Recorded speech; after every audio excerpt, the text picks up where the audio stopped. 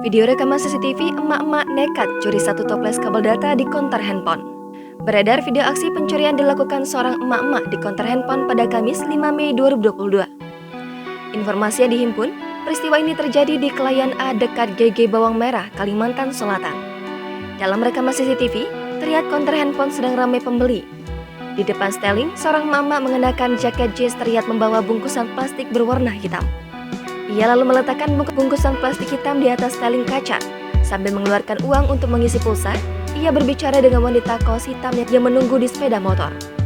Setelah pelanggan pertama selesai, si emak-emak langsung menyodorkan handphone miliknya untuk mengisi pulsa.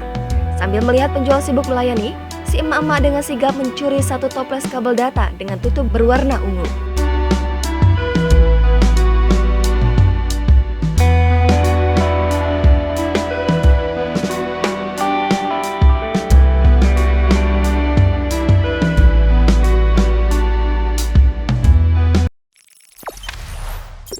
Jangan lupa subscribe, share, komen, dan like ya!